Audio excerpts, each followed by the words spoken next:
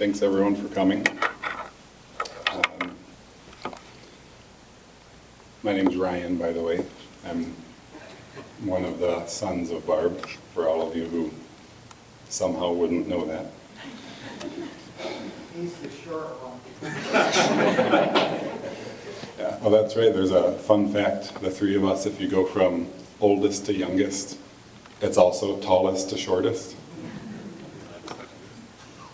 And Andrew just said lightest to heaviest, which is also true. And if you go in reverse order, it's most to least hair.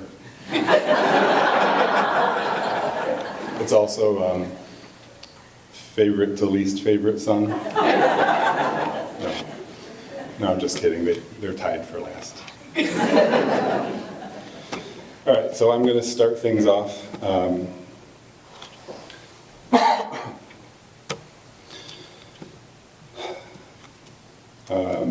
Intelligent, bemused, dedication, rotund, immiscible, and spaceship.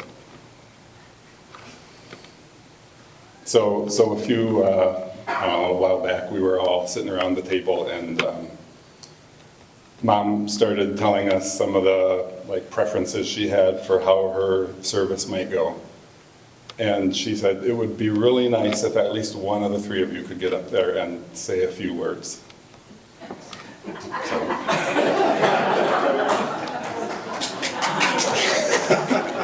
I did not expect to get applause. And so at the time I said, all right, well, if I do, that's what I'm going to do. I'm just going to start saying words and that's it. And then we all laughed and she said, you have to do that. So there you go.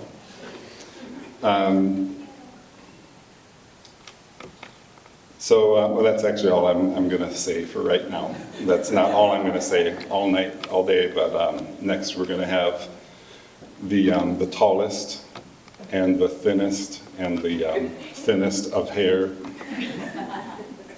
brother, Andrew, come up, and he has a few things to share.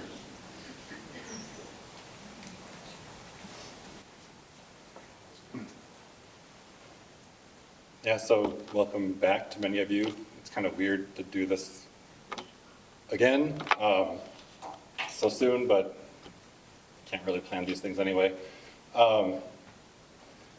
So there's you're going to hear a lot of nice stories, and that's kind of what we're looking for, is just for folks to remember that it's sad, but it's also a happy time. There's lots of, if you see all the photos, there's lots of smiles in there, and that's what we're trying to remember. Oh yeah, and I've got a advance that slide. There we go. So again, it's one of the convenient things, I guess, to some extent, for having things kind of happen one so quickly after the other, is that we reused my dad's photo boards because my mom was in a lot of the pictures anyway. And the ones were just my dad's, so we put my mom in. And so there's probably like half of those I tried to get where you can see where we had my dad giving me a hug, my mom giving me a hug. Unfortunately, I don't look quite so pleased in the second one, but I was older, so maybe it was not as cool back then. But yeah, so if you've gone through the photos and you looked underneath, it's kind of neat to see sort of how often history would repeat itself, right? There'd be kind of overlapping of what they were doing. And a couple examples I had here, you can see we had, Dad got fish with us, and Mom's got fish with us too. There's one where Dad was holding a baby deer, and Mom never did that, but she had a baby Kayla, so. Yeah, and so yeah, it was fun to kind of go through the pictures. Kind of hard too, to be honest, looking at all these pictures again. But on the other hand, it was fun to put this together. We were even debating would it be cool or not to kind of tape over Dad's pictures. Would that be corny? But we just thought it would be fun. And yeah, and it's just as I mentioned, it's you see their lives are sort of adjacent, but also intertwined and sometimes overlapping. And so, of course, I'm sure if we're here, she would probably criticize something about this, because she always could be good about being critical sometimes, but it's nice if she was. And she would probably say, well, you've got it backwards because usually Dad was on top. And it wouldn't have been the first time she said something that my brothers and I did not want to hear.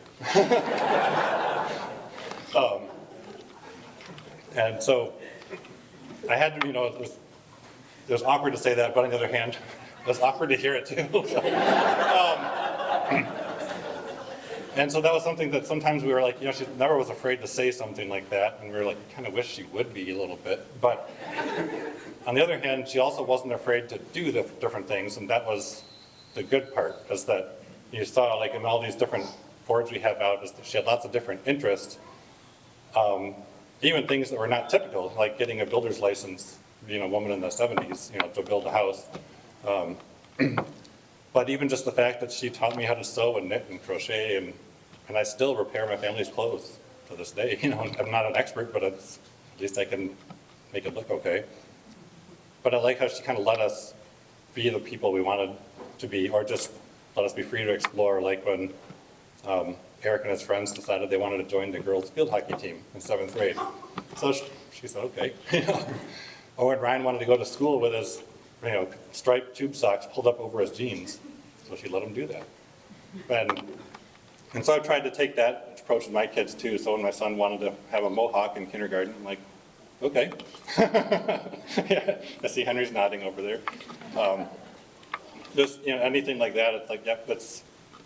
Yeah, and with Roger, there was a good story with him where I was shopping, wanted him to help me get a big box of the family-sized Cheerios, so he got it off the bottom shelf. It's like, oh, thanks, you're being a big help. I go to get a couple other things and come back, and there's 6 more boxes laid out behind the cart, and he's still going. And I was like, oh, he's like, I'm being helpful. It's like, yes, you are, thank you. And, about 12 boxes later, the shelf was empty. And I said, okay, I'll take one more, but can you help me put the rest back? Okay. And an older couple goes by and says, I can't believe you're so patient. It's like, I wasn't being patient. I was just letting him be him. It was kind of fun. And I think Mom did that a lot with us. That made it easy to be weird, but in a good way, right? So we've often told our kids, we're kind of weird, but that's a cool thing. And so I'm sure you guys have lots of experiences with my mom doing something or saying something weird. I see a few of you nodding your heads. But that was one of her good qualities too. And so that's what I always appreciated, is just that she was willing to do that for the people that she cared about. And that's what I've got to say. Those are my presentation. Who do we have next, Ryan? So thanks, Andrew. And next we're going to have my Aunt Therese. So this would be Barb's nephew's grandpa's daughter-in-law.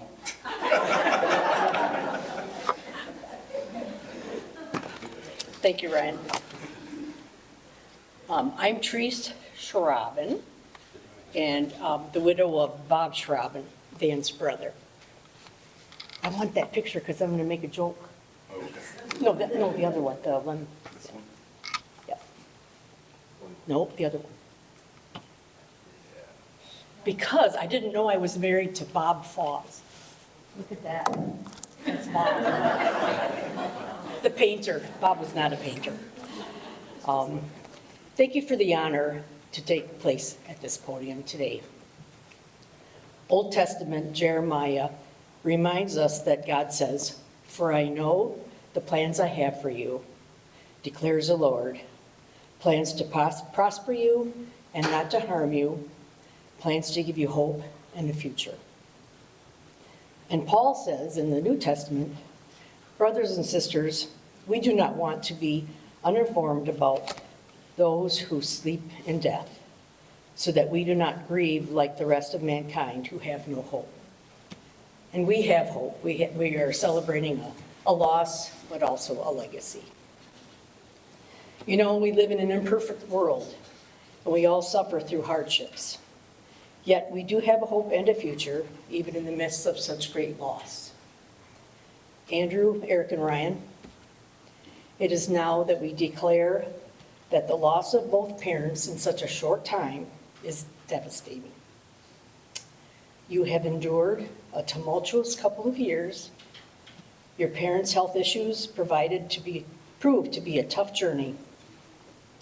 We all share your grief and your loss and offer our support now and in the future. Andrew and Amanda, Eric and Julie, Ryan and Megan, you have the privilege of building on the legacy that began with Dan and Barb and the generations that came before them. You have made your parents very proud, especially as you are now in the midst of raising your own beautiful families. Claire and Anna, Henry and Roger, Calvin and Martin, your Nana and Papa loved you so, so much. They delighted in your years of growing and learning. They were super grandparents. And the experiences you had with them will live on in all of your treasured memories. Now, what I want to say next is Barb and I were the outlaws. First, we were beautiful, demure, creative women who charmed the young Schrauben brothers. I mean, how could they resist? They loved us and cared for us. And for that, there is much gratitude. Secondly, we were blessed to be invited into the Schrauben clan. No longer outlaws, we became in-laws. And more importantly, family. We were heartily welcomed as couples to Maurice and Doris's kitchen table as it expanded to seat incoming adults. Then, as the families grew, spilled over as the grandchildren claimed a table of their own. Dad and Mom Schrauben's meals were the true meat and potato types. The meat was always well done, but the gravy was always perfect. Barb and I came from families influenced by Eastern European stock. While I brought celebratory wine to the table, Barb brought fascinating and sometimes unusual foods and salads. Who knew what she would contribute to each menu? Since Barb and I did not grow up in the Orleans-Belding area, Schrauben family conversations would eventually creep into unknown stories. Who is related to who, where they used to live, and whose name was married to who. We did our best to hide the glazed look on our faces. I think Barb was grateful for the addition of kids so she could sneak away and monitor their activities. As Dad Maury and Mom Doris advanced in years, then with the passing of Maury, we were able to partake in the wonderful world of work bees. Constant love and camaraderie was the best words to describe the family interactions. Everyone had a part to play, even down to the kids. We were part of such a sweet tradition. Lastly, Barb was very open and candid as we shared conversations and life together through the years. I treasured her ever-present smile and open friendship. We were two peas in different pods. As Barb's health deteriorated over the months, I would FaceTime with her and sometimes send her short videos of my young grandchildren. There they are, Alice and Lyra. How she loved all things babies. Sometimes while I watched over Alice and Lyra, or sometimes now when I do, I am still tempted to send her a video of their cute antics. Barb and I sometimes chatted about the tougher things in life as well. We had deep conversations as we talked about death and all things eternal. So I want to share one of the final moments I was honored to have with Barb. I spent an afternoon with her as she struggled with pain and fatigue. We went down many memory lanes and had quiet moments as well. Megan and the boys had popped in for a visit, and as I was getting ready to leave, she told me she appreciated the time we had spent together. Then she opened her arms. And an invitation to a hug, which was unusual as she was more ill, but that embrace was such a gift. I therefore extend that moment to all of you as well. We will dearly miss you, Barb. To the Schrauben men and their families, and to the Takis family, who is grieving the loss of your sister and aunt, we all offer our condolences, and we treasure the legacy Barb has given us. In closing, I would like to share a quote from Queen Elizabeth II. We are all visitors to this time, this place. We are just passing through. Our purpose here is to observe, to learn, to grow, to love. And then we return home. Rest in eternal peace, Barb. Thank you.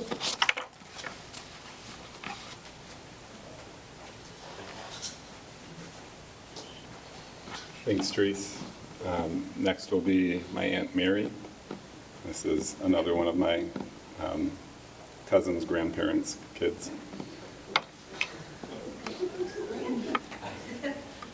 My cousin's grandparents' kid.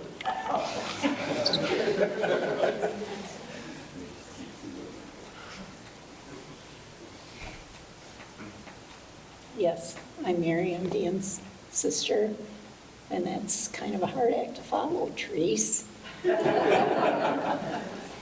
As I have nothing written down, I did want to share some of the lighter moments that Barb and I, when Dan and Barb lived near us, and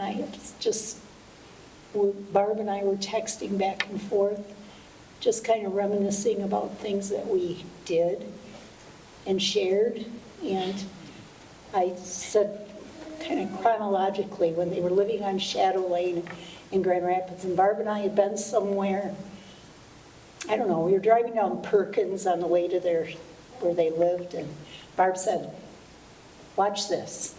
She slowed down, she pushed her garage door opener, and this random garage door went up. And she had realized that the frequency was the same in her garage door opener as that one on Perkins. And I go past that once in a great while. I happen to think, I know that door opened.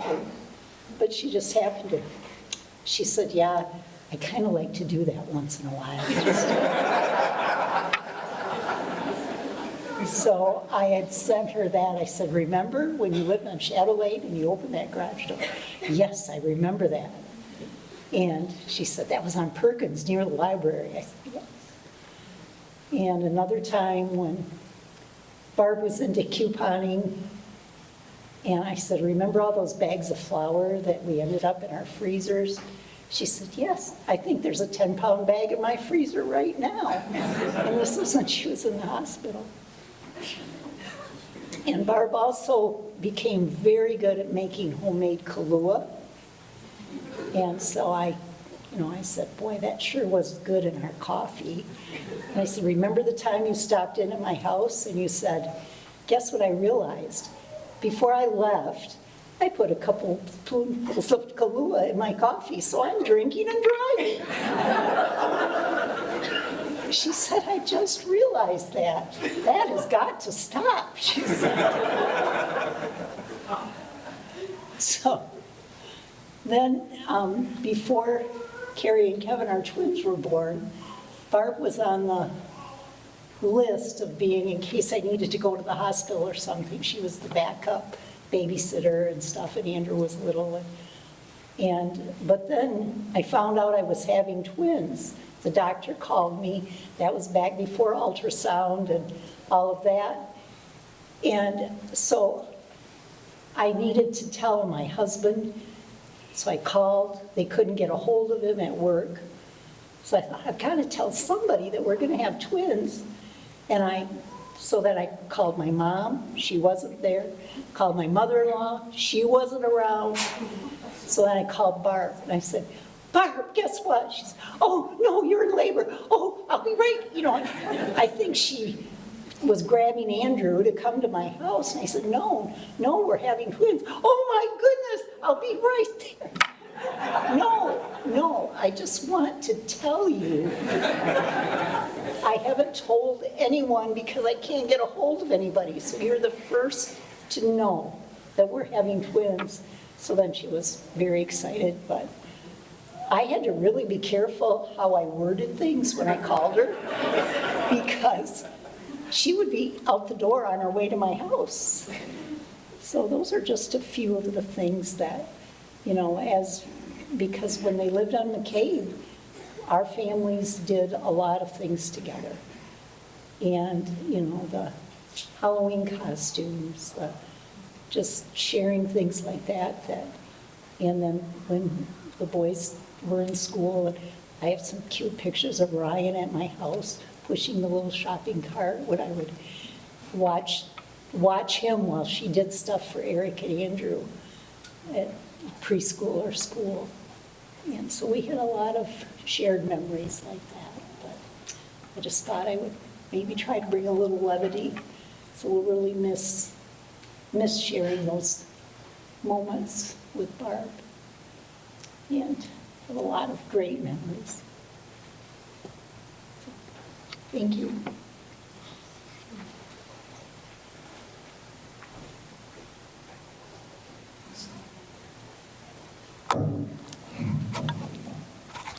Thanks, Mary.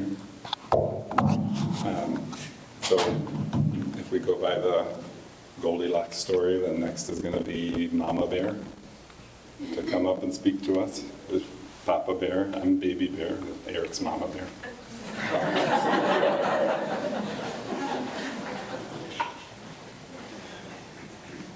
I think I was her favorite daughter.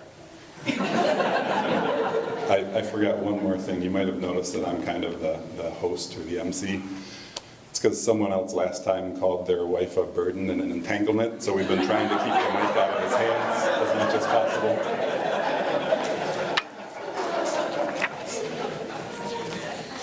I didn't get in any trouble for that. Well, I was going to try to bring some levity too. I was inserted kind of in the middle today to shake things up. So we'll start here. I don't know what you all did in the 60s. This says May of 65. I just don't get that. But how do you make hair do that? I don't know. But you did. And then we got a little carried away. Like one of the sisters must have, on Aunt Cheryl on that wedding picture, like took a blue Bic pen to her eyes. So Ryan had to Photoshop them back to their regular color. I don't know if you got mad at your sister at some point. I assume it was a sister thing. But Ryan then kept going with Photoshopping, and he did this.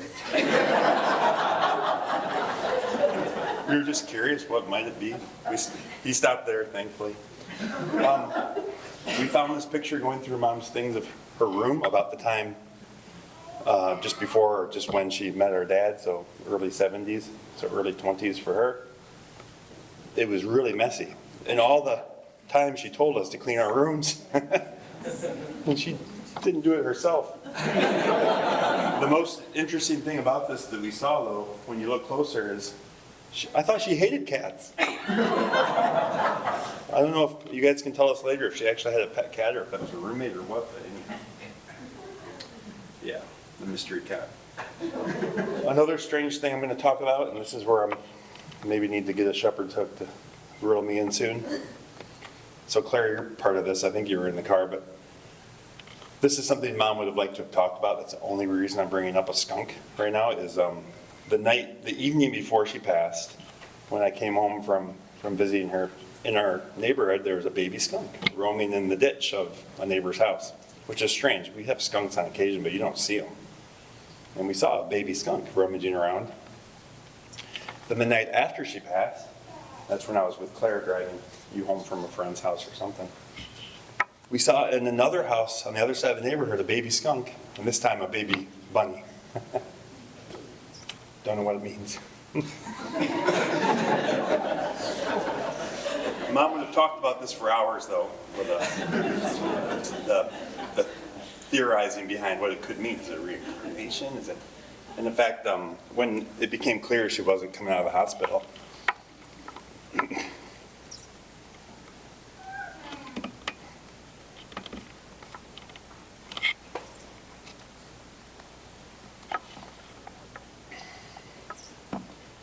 what she said was, I'm excited now. I get to find out which religion was right.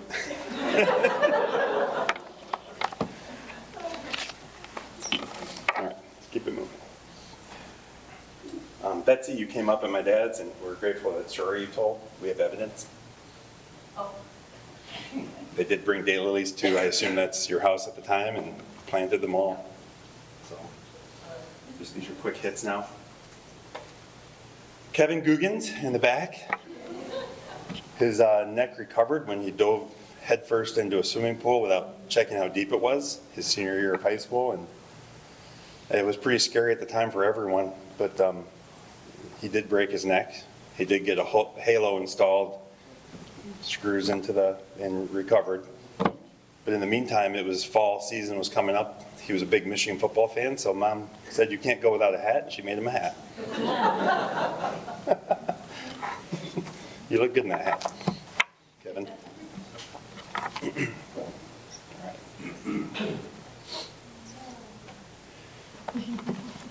Phone calls.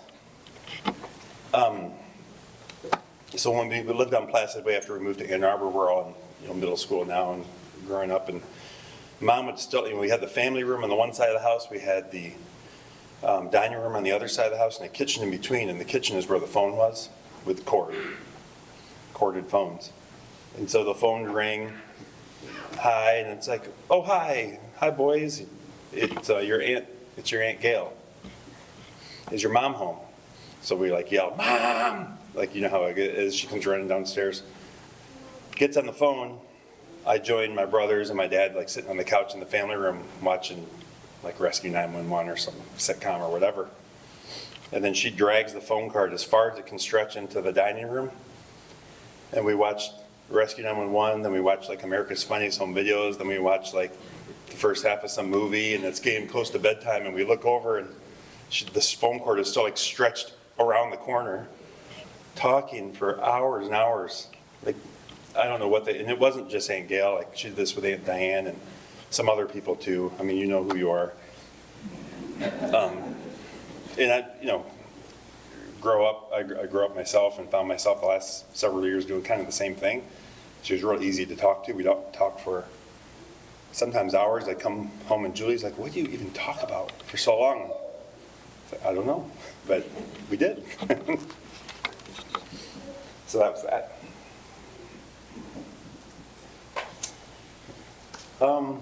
This tree, this Christmas tree. So and coincidentally, we noticed that vest she's wearing looks like it was blue there, but it was really green over here. She made that and the purse that goes with it. And even on this Christmas tree, this was their first or second Christmas tree after they got married. On the Christmas tree, we even see these little diamond-shaped decorations. Mom told us, Aunt Teresa, that you made those and gave them to her when they first got married. Maybe some others made them too, but she still has those. They're still in her basement. We'll have to figure out what to do with them here soon. But this first Christmas tree she made, you see it has a pot. They kept it potted. It was a living tree, and they went and planted it back on the pasture there. There's Grandpa and Dad on the right, and I know Uncle Tom was there. We saw him in the pictures whenever they planted this. And as of at least a few years ago, maybe Kevin or some of you know if it was still there a couple of years ago. Of course, there's trees, mature trees everywhere around it now. But there's a nice clearing there. It's where the old foundation is, and back in the pasture. Just kind of a cool thing that was fun.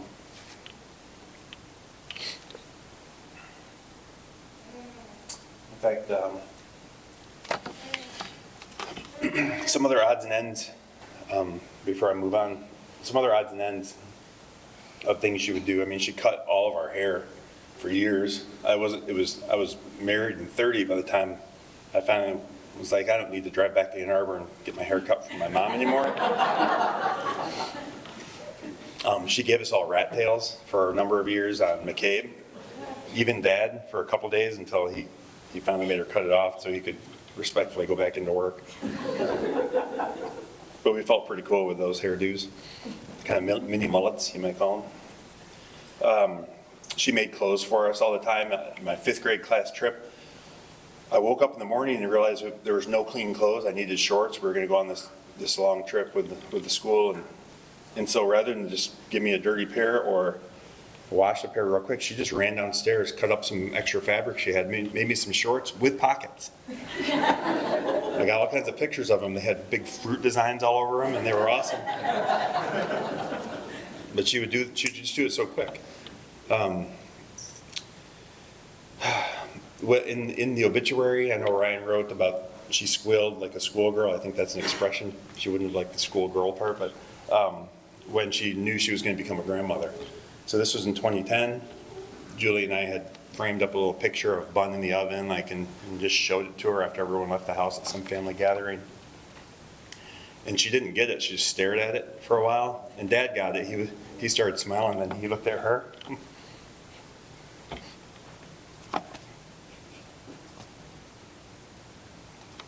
But she squealed. Remember that, Julie?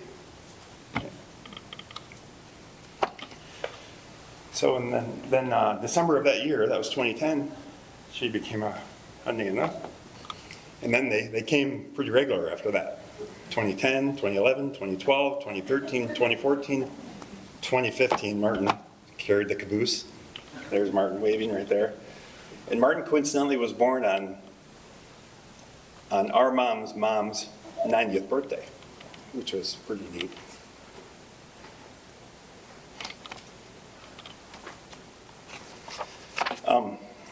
I know I'm running long. And in fact, I ran past my brothers what I was going to say today, and they cut like 90% of it. So be thankful. Amanda sat in the corner just laughing the whole time at how absurd some of the discussions were. But with the grandkids, I was talking to Henry and Roger yesterday. I said, when you had sleepovers, because our mom had the grandkids over for sleepovers all the time. Sometimes at a week at a time for the boys from Lowell coming further. And I was just curious, what'd she say to you for like bedtime stories? Because I know what she said to my kids.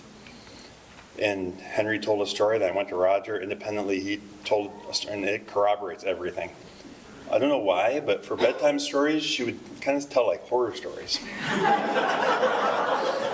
Dad would read a book to them, then he'd go downstairs. She'd come in and sit on the bed with them. And I know she told my kids about when she was at a department store with her mom and sisters in downtown Grand Rapids, and the elevator doors started to shut, and her mom and sisters left, and somehow she just didn't make it out. And the last thing she remembers as the door shut is her mom's freaked out face, like, oh no, my daughter. And then she was stuck on the elevator and didn't know what to do. And she was like, 3 years old. Or when I guess you guys lived near one of your grandpa's houses, and he had a boat in the garage, and she would play in the boat, usually with her sisters, but she was all by herself this day when she stepped on a hook, and it went right through her foot, and she couldn't get it out. It was barbed. And so she started screaming and crying, and no one came to help. So she hobbled all the way home to her mom, and then her mom finally dealt with it. Yeah, that was a bedtime story she told too. And Henry and Roger were talking about when she tried to leave school and got her foot stuck in a fence or something, and she couldn't move anywhere and didn't know what to do, and she was like, good night. I don't know if that was a strategy, but we asked her once, and she's like, I don't know, that's just what came to mind.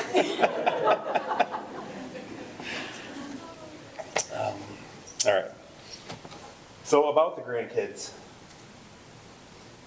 she cherished them all. In fact, the amount of time she spent talking with us boys and our wives really dropped off the cliff when these ones came along, and she was very happy about that. Dad was too, of course, but you could always expect, and I know you kids can attest, whenever you went to her house, you knew there was a bunch of activities planned out for you. She always had things she would, usually talk to you ahead of time and coordinate what do you want to do. Do you want to do this? Do you want to do that? And then by the time you got there, all the materials were there and you're off. Dad was usually like the silent partner, like he'd run to the store maybe to go pick up some extra material they needed sometimes. But she definitely kept things busy with all of you. When we started rummaging through her things, we found dozens of videos like this, all filmed by our dad, of course. And this is what they did. Yeah. A lot of baking and crafting, and there were a lot of outdoor activities too. I mean, she had pretty epic Easter egg hunts outside, just dozens of eggs with little goodies inside, hidden all around indoors and outside, and the kids would go running around, and they all had their color. You know, Claire, you get the purple egg, and you get the pink one. I don't know what the colors for the boys were, but it was always color coordinated. So she treasured every minute with each one of you 6. I know that you all know that. So this is just a sampling. This picture is probably her favorite picture of all the kids. Andrew reminded me yesterday they were ages 1 through whatever 1 plus 6 is. 1 through 6. At that time, just 1 year spaced apart. What you don't see in this picture is my mom standing probably about over here, acting pretty crazy and wild with moose antlers on from some things she found in the basement to make them all look up at her that way, except for Martin. He just stared straight. The little guy right there. He wasn't buying the antics. Last thing, and then I'm going to shift the conversation just talking about me and my mom, and then you'll be rid of me.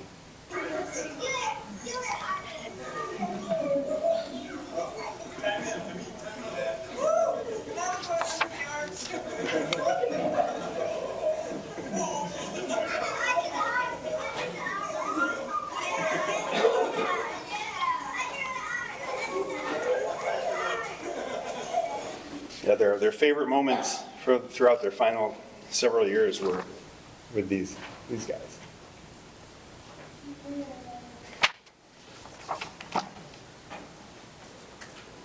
So shifting gears, my mom and me.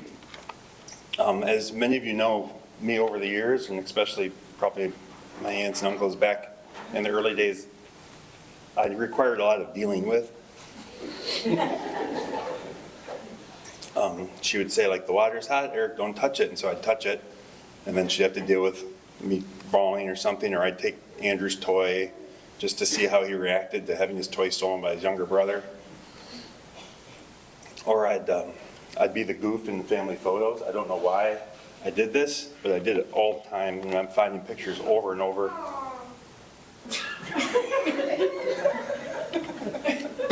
You know who's me there. I'm that guy. I matured eventually, but she had, and I asked Andrew Ryan, didn't she talk to you? And he's like, no, we didn't get talkings to. I was like, really? I got them all the time. I just thought this was how we were raised. I stole a Tootsie Roll from a drugstore in Lowell when I was like in kindergarten, and she made me bring it back. Like a Tootsie Roll, why do you have to bring it back? I brought it back and had to apologize to probably some teenage kid working the cash register, but I thought it was so intimidating and embarrassing. But she made me do these things through middle school. I'm not going to tell you what she made me say, but she said I laughed too much about uncomfortable words and topics. So we would drive on car rides. She'd make me repeat after her the most horrific things to say. She's like, until you need to be able to talk about these. If you want to be an adult someday, you got to be able to talk about everyday things like it's today's weather. I never quite got there, but she did embed that in my head, and it is true. I do believe her on that. And she would force me to practice. Very awkward. Up and let's see. Up. Yeah, the repeat after me. She got a few calls from our middle school administration over the years about me. She got a few calls from high school administrators about me. She got a few calls from the City of Ann Arbor Police Department about me. And every time she would sit me down afterward, I didn't know when it was going to happen, sometimes not the day of, sometimes a week later, but I knew it was coming. I'd have to sit down, and she'd make me sit still on the couch, without fiddling with anything, and talk about it. She'd ask me a series of questions that seemed to lead to nothing, like what made you feel like you needed to do what you did? Why did you make that choice? What was your goal? What did you hope would happen in the end if you had done that successfully? Could you have done something differently? What would you have done differently? And the questions went on and on. They were so boring. I didn't understand the meaning of them at all.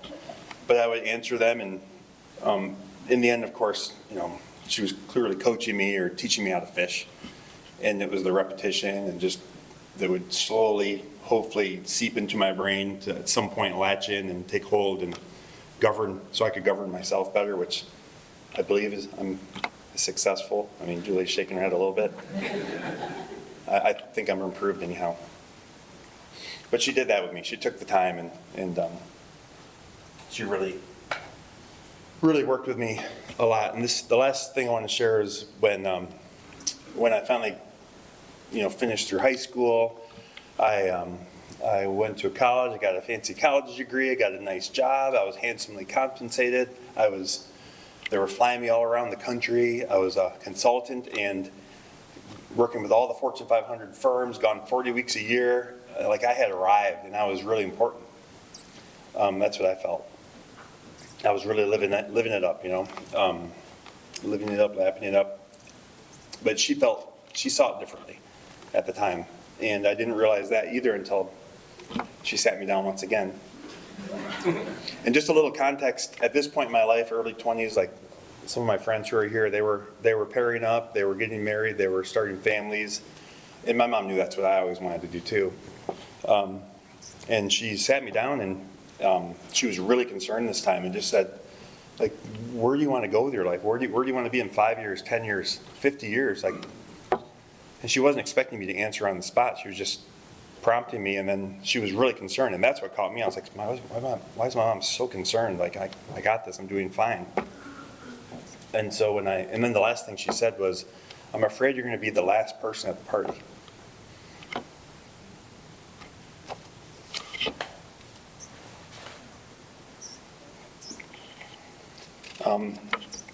So what I did then, I just kept thinking about it for 3, 4, 5 days. What is she talking about? I didn't see her that much then. Parents were the last thing on my mind at that point in my life. And so, and then it finally hit me, I need to make my own future. So I went to my boss. I said, I need to stop traveling. I want to meet someone who has Michigan roots. And has common values as me. I really need to focus on this. And for he said, you get 3 months. That's what he told me. 3 months and you got to get back on the road. I said, okay. So I rolled up my sleeves, inspired. I mean, my mom and I are very similar. We overdo it a lot of times with organization. And I got out my Excel sheet. I started documenting everything I was going to do. I had a plan. I started calling every female I knew, and I got on a site that was something that was pretty taboo at the time, a dating site. I started trying that, and 3 months the spreadsheet got filled up. Julie was number 97 on the list. This is a true story. I still have the spreadsheet, but I got serious, and I did it all because of that talk she gave me. Yeah, so we've been married 18 years, 2 daughters. I've changed my mindset. I still think I'm pretty important, but I've definitely changed my mindset on things, and so much of who I am today and how I've shaped myself is just because of those boring sit-downs I had. I do them with my kids now. I've started to. They maybe don't know why, but they will someday. It was maybe just a few weeks before Grandma Schrauben died, Aunt Mary's mom, our dad's mom. This was 12, 13 years ago when Dad came to us and said, she's got in her final days, but strange thing, she said to me, and Dad was well into his 60s now, she said to me, Dan, you're going to have to take care of yourself now. And that's something that makes it easier for me because I know I can take care of myself. And that's really because of her. Thank you.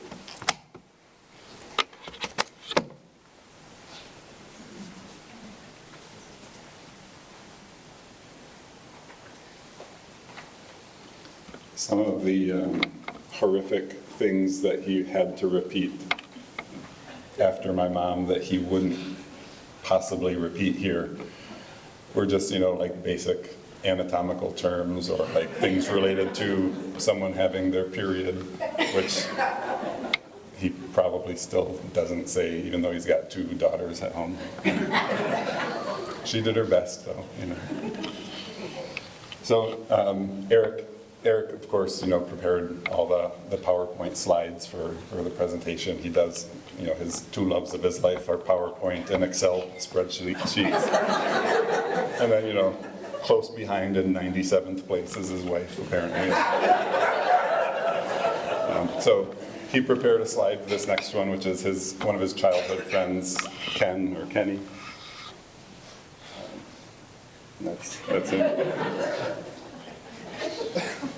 Here's a real picture of him. So this is Ken. I'm not going to explain how he's related. Look at all that hair.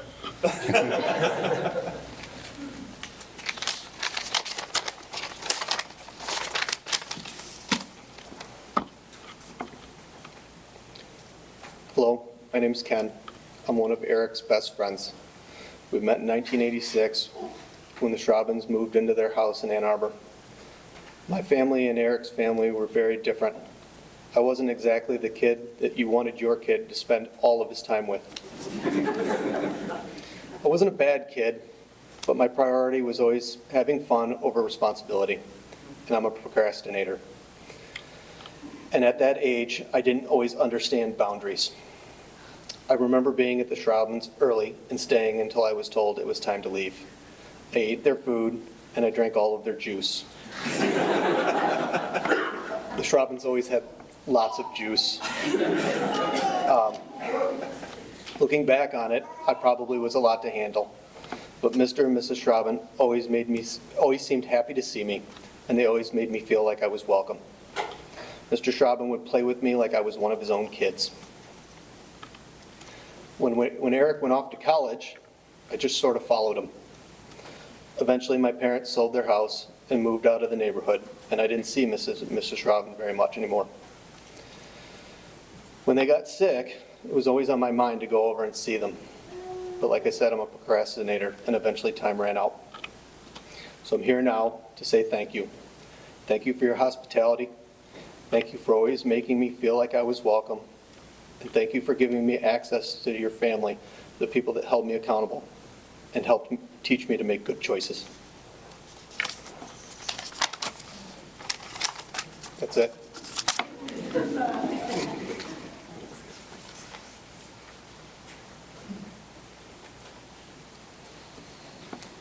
Next is Suzanne, who's my mom and dad's neighbor for the last, I don't know, how many years? For too many years. So she has a few things to say also.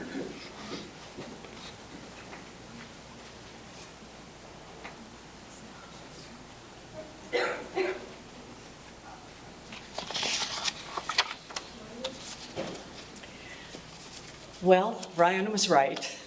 Barbara and I lived next door to each other for a good many years, and we were walkers together. Now, walking with Barb was always an adventure. I was more of the, I had 3 routes, the 1 mile, the 2 mile, and 3 mile. But Barb was adventurous and extremely curious, so we'd meet in the morning, she'd do a little research. How do you feel? You feel like moving a lot? You want to, anything hurt? Can we go? How much time do you have? And then she'd say, okay, I've got a construction site we absolutely have to go to.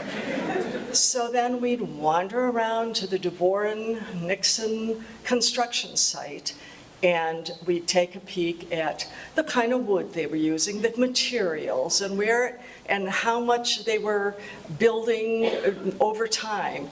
And at one point, we were going through this construction site, and she says, you know, we really need to go inside one of these houses and see how they're put together. And I'm, well, you know, okay, always along for the ride. So we went in on the first floor, climbed up to the second floor, and then there was this rounded staircase up to the third floor and finally the fourth floor. And on the third floor, there were bedrooms. And Barb looked at me, I looked at her, and she said, now how in the hell are they gonna get the box springs up this staircase? And with that, we just started laughing because we went from single beds to double beds to queen beds, and it was clear that people who were moving into these houses had a lot to deal with, a lot more than they knew. The next stop was the apartments across from the Google Training Center. We had to go there. Oh, and while we were there, we might as well look at the old train tracks. Well, the tracks aren't there right now, but I'll show you where those train tracks were. And so there we were. You know, it wasn't 4 miles. It was an hour or 2 hours. And then we'd wander back, split up, chatting the whole time. Barb and I never stopped talking. What a surprise. And we'd always end with, if there's something that one of us did that was really great, we'd just go, you go, girl. You go, girl. She had an analytical mind. She was brilliant. She had a contractor's license, of course. And she always loved to walk. So summer, winter, spring, and fall, we walked. In the winter, okay, we didn't go far. We walked to the coffee shop, sat down, talked for 2 hours, and walked back. So, I mean, I think our husbands questioned our mindfulness, our craziness at some points. But she loved the coffee shop. Grandchildren. Barb was always talking about her grandchildren. Sorry, guys, I know more stuff about you. She loved you, and she spent so much energy thinking about, well, what am I going to get so-and-so for Christmas, and then the cake I'm going to make, and how many little toys do I have to put in their Easter eggs for each of them, and they all had to be in relationship to your skill base, your loves, your passions, and that's just the way your grandmother worked. She loved your plays. She loved making cakes for you. I am sure that when it came to her grandchildren, she thought each one of you walked on water. She had this mind that always asked, I wonder. One time we met up in the morning and she said, how would you like to visit the house we almost bought? I said, sure.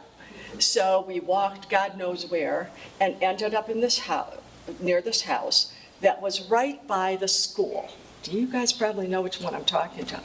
And she said, you know, I often wonder about what if we had bought this house? You know, would I have been able to continue being a teacher? The boys could have walked off to school and I could have walked off behind them or with them and taught there.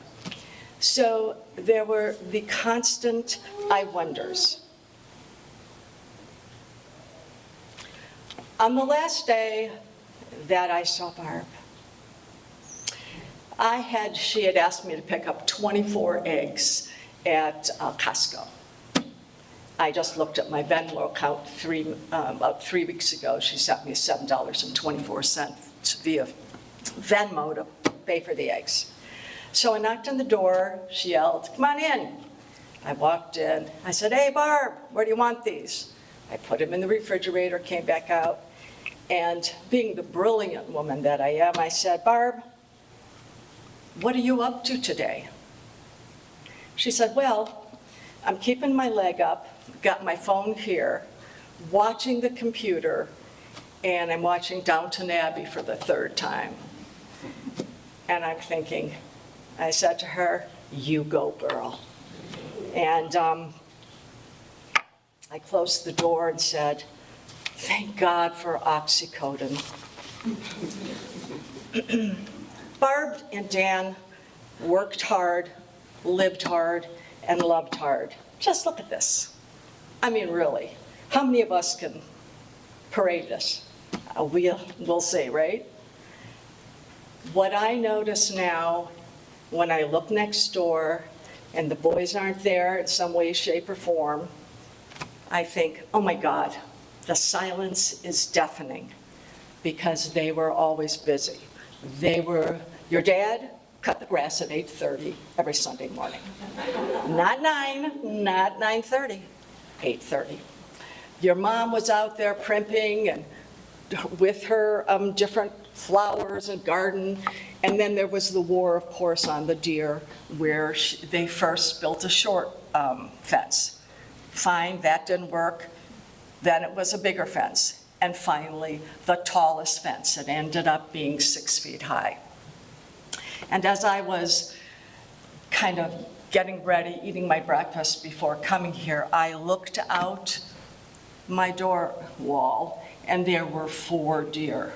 I have never seen 4 deer at the same time wandering around my yard. And I'm thinking, well, they must have been trained to come over to my house and eat, because she had this fence up. Barb was a great chapter in my life. She had a curious mind, and let's face it, now she knows whether it's Jesus or Buddha, as I had said. Whatever the case, goodbye, dear friend.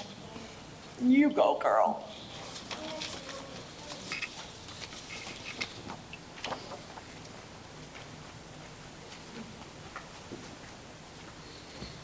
Thanks, Suzanne. Next is going to be Kayla and Brenna. They're my mom's sister's kids.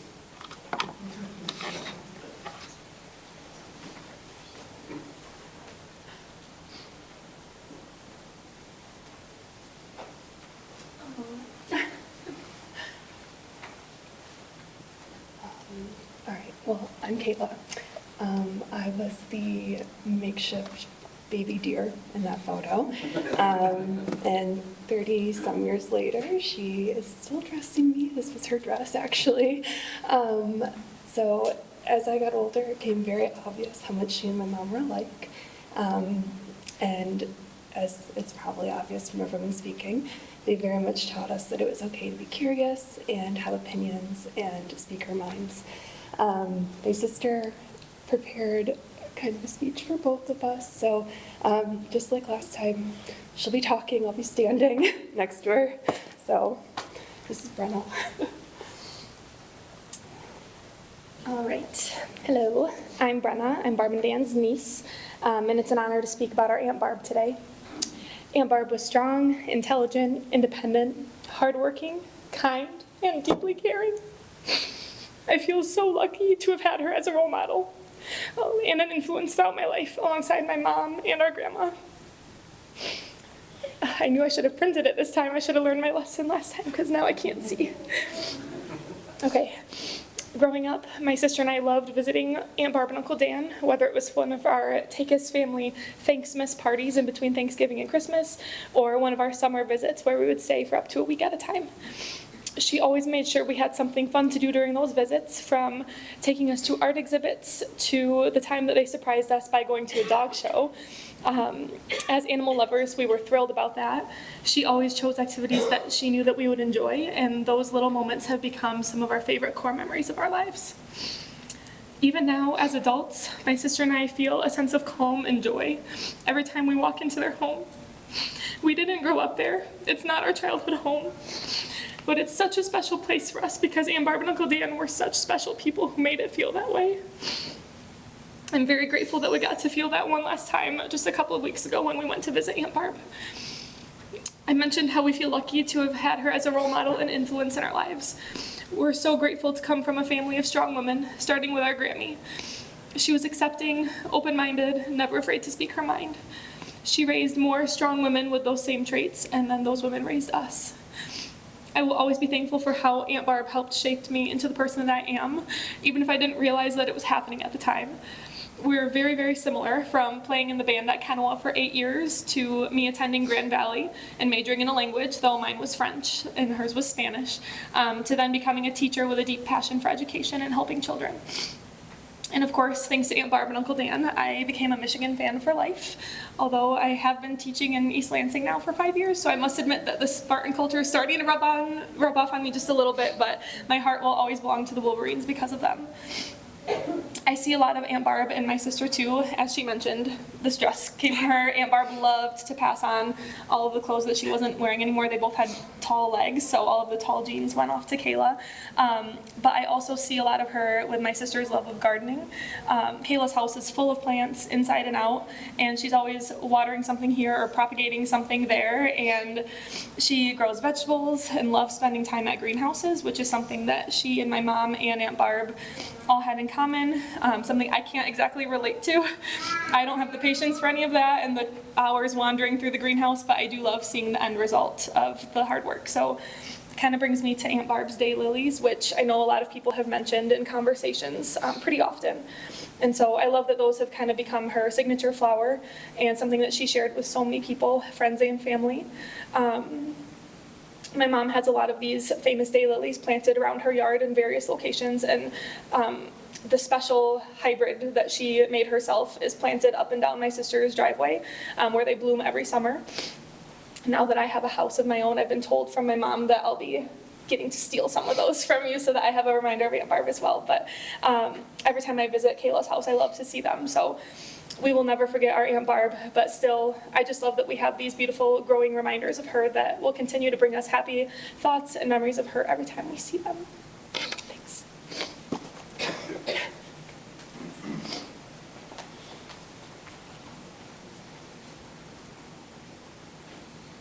Thanks, Kayla and Brenna.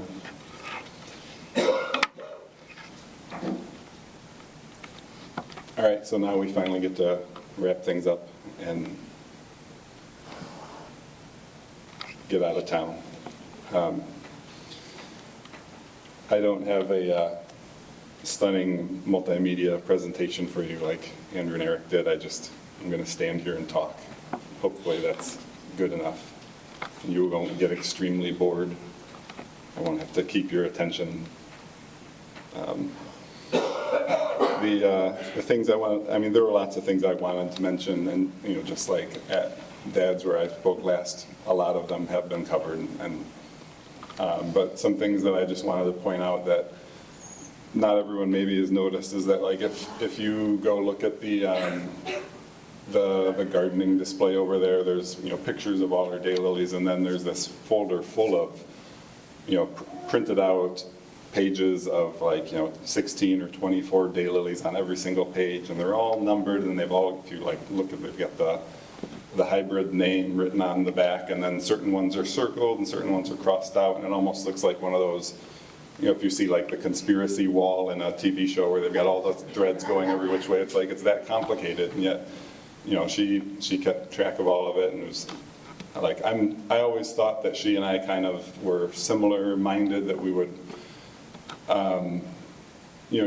the kind of person where you can stand there and talk with them for a half hour without saying anything, and then that person will talk, cover 75 topics over 30 minutes, and you just sit there and go, okay. Mm-hmm. But she has this level of organization that I can only, hope to ever even touch, which, I'm never going to. It's not even close. The cake folder that she has, just a folder, a 3-ring binder that says cakes on the outside. And I went to look at it. I was like, oh, she's probably got some of the recipes. And I know I've seen over the years, like, inspiration pictures that she printed out when one grandkid or the other asked for, this or that cake. And she'd like look online, like, oh, here's some ideas. But like, I opened that book and it's not just that, it's like a textbook for how to bake. Like, this type of cake, here's a section on this, here's a section on icing, and like how to roll out fondant to different sizes. It's like she went on the internet to like 100 different sites and made her own textbook. So, so that's all I actually want to say about that. I was making a list of, because she has her builder's license, she was the general contractor for the house that we lived in on McCabe outside of Grand Rapids. But then we bought this house in Ann Arbor, and they lived there, ever since. And so we were making a list of all the things that they remodeled in that house. And eventually I just wrote down house. Like, there's almost nothing in that house that they didn't, replace the flooring. Or like, I remember when they replaced the flooring in the kitchen, and then they replaced that flooring 20 years later with the flooring that's there today. And they remodeled the kitchen, and they remodeled the bathrooms, and replaced the sidewalk, the walkway alongside the garage, and like there's almost more, there literally is fewer things that they didn't change about the house. Incidentally, one of the things I wrote on my list was when they replaced the ceiling in the entryway. Incidentally, that's right below the bathroom that they had remodeled. There was a leak that they had to fix the ceiling. I don't know if those two things were related, but I'm sure they must have been. They reupholstered a bunch of the furniture in our house. There's a pull-out hide-a-bed sofa that I have no idea what's going to happen to that thing next, but that thing was in all the pictures of when we were little kids, and then it looked like it belonged in the 70s.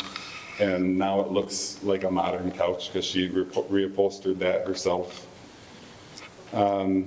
We talked about we displayed all the wonderful cakes she made.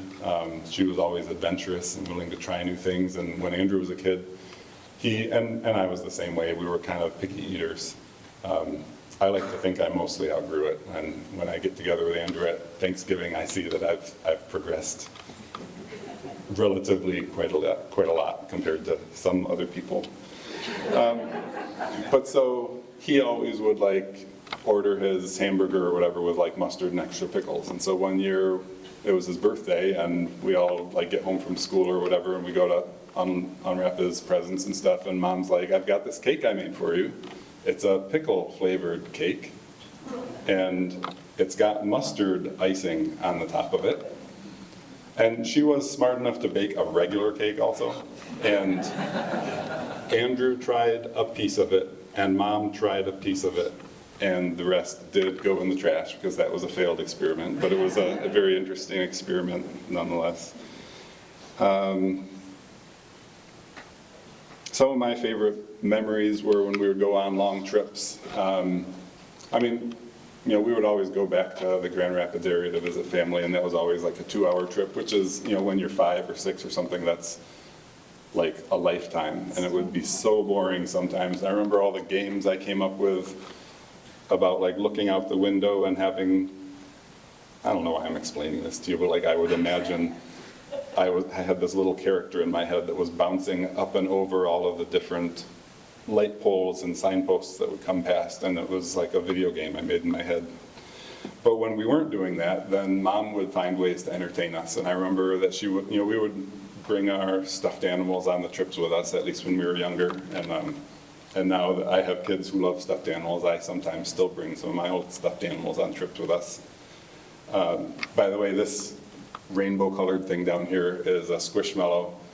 If you don't have little kids, every little kid loves Squishmallows nowadays. My kids absolutely love them. And then I forget where we were, but we found one that its name tag said its name was Barbara. And so we're like, well, we got to get that one. So and she didn't like that we decided to call that one Little Barb because of the implication of what that made her. But I don't know if you remember, there was a video of my dad being absolutely ridiculous, dancing around in the yard with that thing, and it's only because it was for the grandkids that he would be such a, buffoon like that. And they both were the same way. If it was for the grandkids, and it didn't matter, whatever it was, they'd do it.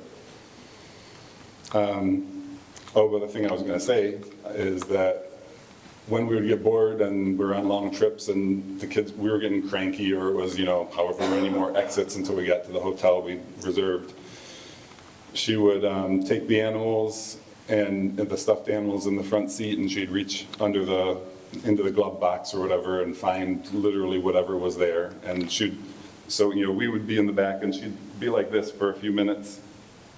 And then she'd just turn around and she'd show us one of the animals with sunglasses on, or with a Band-Aid on its arm, or whatever she found in there. She'd put things together and make them and make us laugh. I particularly remember when my stuffed baby Ewok, Mookie, got crocheted clothing made for him on one of our road trips. I still have those somewhere.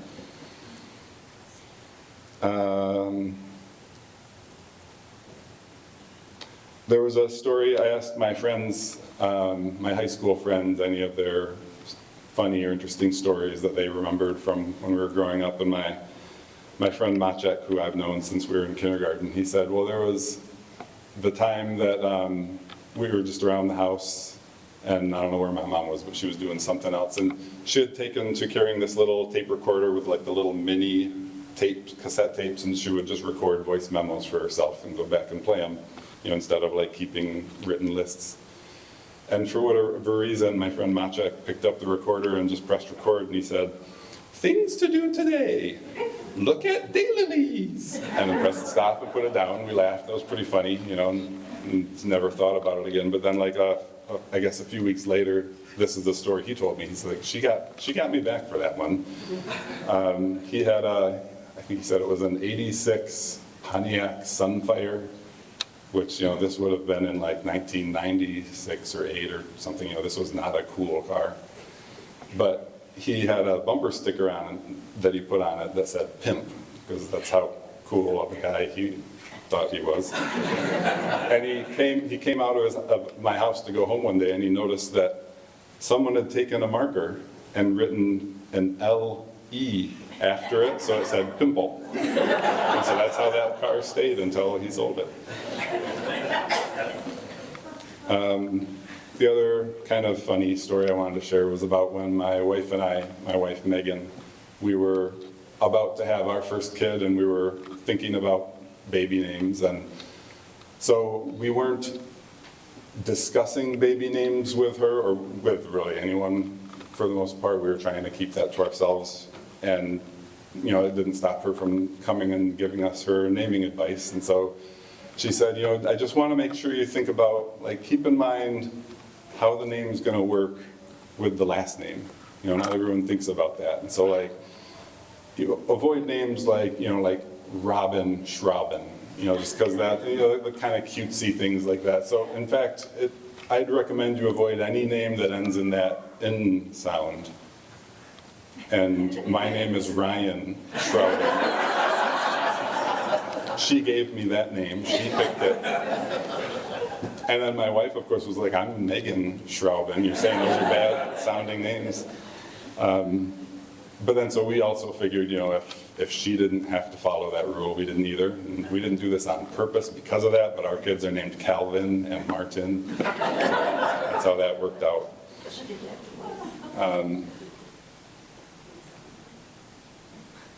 I guess that's all I really wanted to say. So I think that's all we had. Do you guys have anything else you wanted to do or say? So I wanted to just say again, thanks for all of you being here. It's nice seeing all of you, almost all of you again after 2 weeks or 2 months or whatever. It's not the greatest way to do this, but it is nice getting to see all of you again, especially when we don't always get chances to see each other. So we are all going to get together, anyone who's interested, at Zingman's Roadhouse. The only thing they requested is that you don't show up early, so you've got a few minutes to spare until 1:15. And I think that's it. Thank you all for coming. Yes, and Diane. Question? We have answers. I want to say something. Okay. It's real short. Sure. This is my Aunt Diane, my mom's Should we take the mic over? sister. Do you want me to take the mic over? Sure.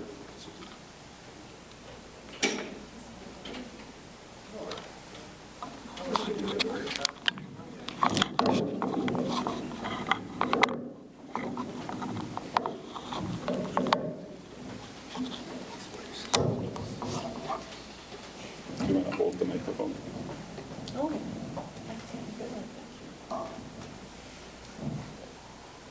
Hi, I'm Barb's older sister by 3 years.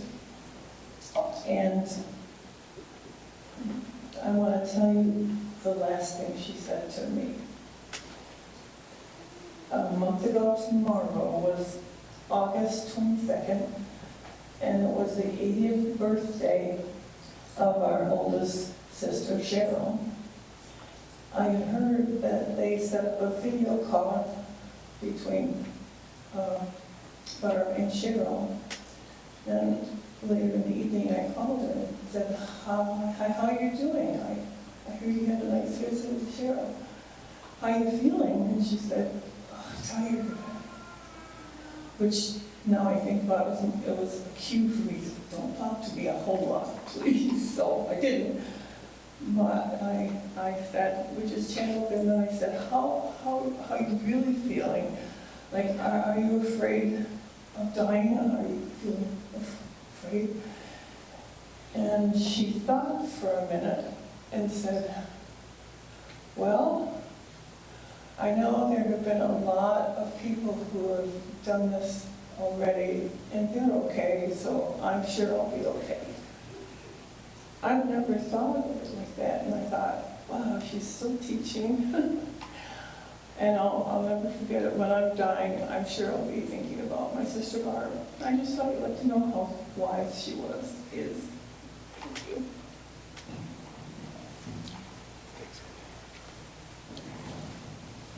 Thanks, Diane.